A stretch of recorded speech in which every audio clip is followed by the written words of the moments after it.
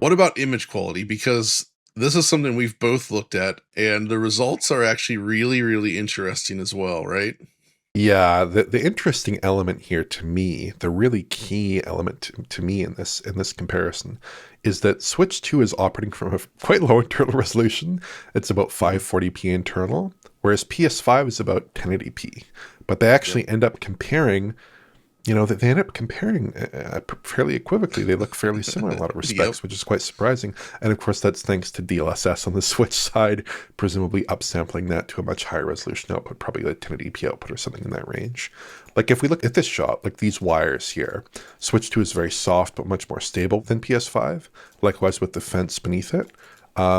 And I think that's largely because Switch 2 is using a DLSS. I think of the CNN variant, like the full fat DLSS here, which is a much better upsampler than whatever PS5 is using. I actually suspect PS5 is perhaps just using FSR1 or another spatial upscaler. Yeah, it's just Possibly spatial not. Yeah. upscaling.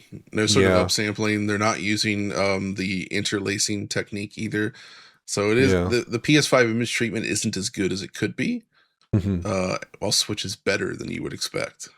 Yeah, yeah. But the one key element here, though, that does confound our comparison somewhat is that the PS5 appears to have a film grain effect that isn't enabled on Switch 2. Right. So it kind of confuses things a little bit. But like overall, I would say that image quality is better on PS5 overall, but the end result can look quite competitive on Switch 2, especially in still shots where you give the image enough time to accumulate appropriate detail and appropriate anti-aliasing and all that good stuff. It can actually look very competitive in those shots. PS5 also has a 4K UI, Switch 2 has a 1080p UI. Very, very typical split there. Then performance is another interesting question here. PS5 seems like a very stable performer from what I've seen. Now, maybe you can correct me on this, but it seems like basically a locked 60 FPS, at least in the early game. Maybe it gets a little bit dicier later on. I'm not quite sure. But at least it seems like a really strong performer in the early game that I've tested. Oh no, I mean PS5 is basically perfect Yeah. throughout. Like you can find a couple spots with some dips, but it's pretty it's uncommon to the point where it's basically a non-issue, right? Yeah. So very, very Yeah. smooth. Switch 2 still targets 60 FPS, which is kind of ambitious when you think about it, especially when you think about the visual quality that's being delivered here to still target 60 FPS. That's pretty extraordinary. And it does hit 60 FPS, I would say, not a lot of the time, but in smaller scale sequences, right? The smaller scale sections of the hospitals, like some of the hallways, certainly the early section that you play that was also in the demo build, I believe, that you Yep. tried at Gamescom, that runs at 60 FPS largely. But in most content, it's somewhere in sometimes the 40s, sometimes the 50s, in larger areas, in larger rooms, even within the hospital, it Yeah, will that's settle in true. that kind of area.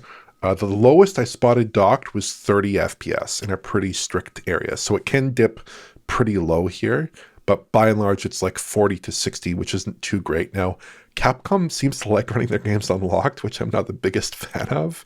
I think key here, if they had implemented a 40 FPS mode, I think that would have just been perfect for this game, or even a 30 FPS mode for 60 hertz displays, just to iron out those drops, maybe introduce dynamic res, do a couple things there.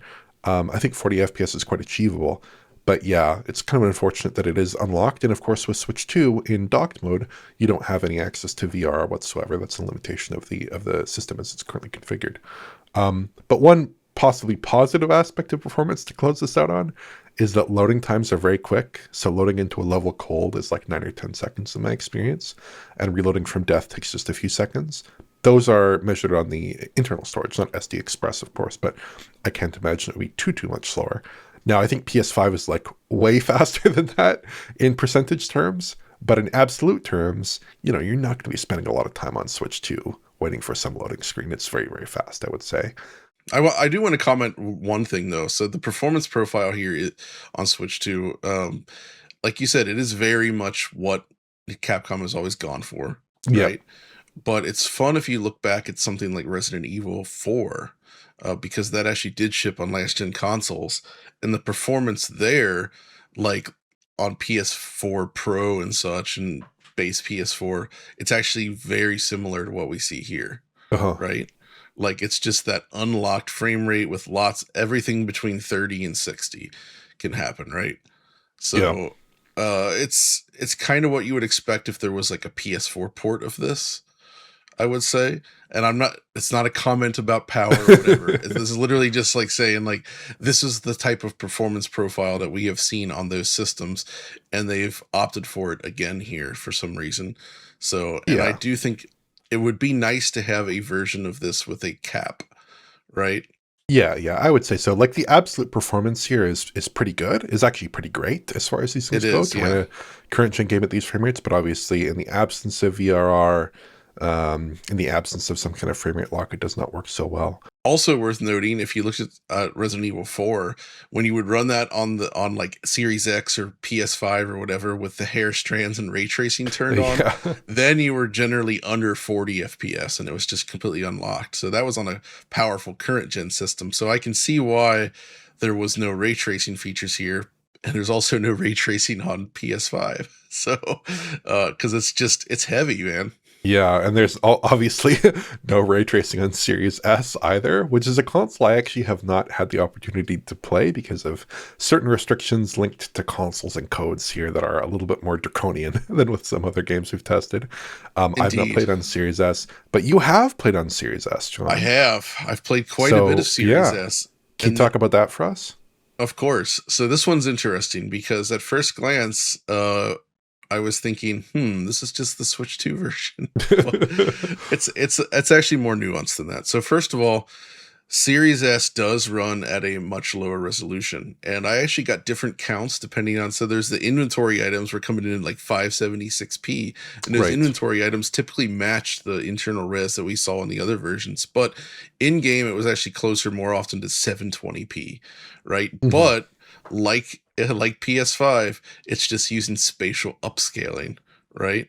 Hmm. Not proper temporal upsampling, and as a result, image quality is actually worse than Switch 2, like almost across the board. Like it's just noisier, smearier, like DLSS canes it basically. Right. So this is definitely a case where Series S has the worst image quality of all the console versions, which is Right. interesting.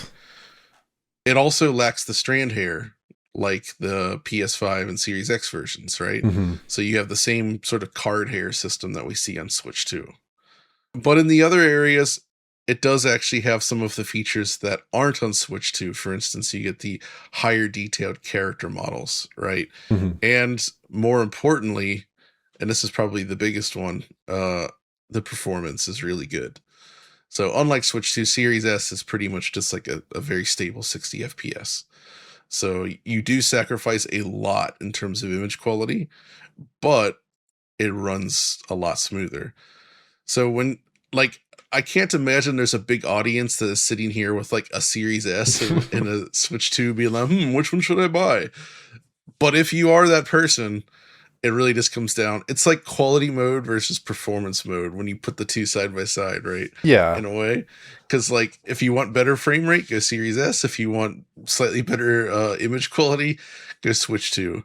Yeah, it's also just an interesting comparator for our purposes, and it's kind of like a benchmark for certain kinds of performance. And Series S has ended up It is. living a life beyond its own, just as a comparison point for our like handheld coverage, which is quite interesting. But yeah, to measure up against Series S this well, it's quite promising here, I think.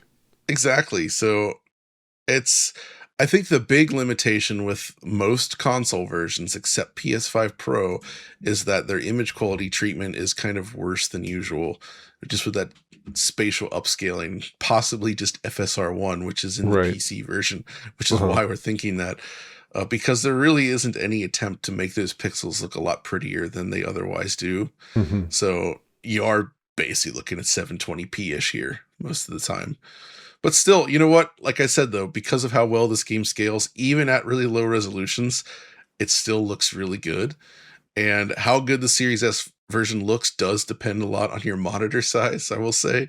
You know, it's the same effect with handheld PCs, right? Like when I was playing it in my capture window on my PC monitor, it's like, oh, this actually looks really great. But then when you turn around and look at like a 77-inch OLED, it's like, whoa, it's completely like just it's a blurry mess. So it just depends on the display a lot, I Yeah, think. The absolutely. perception.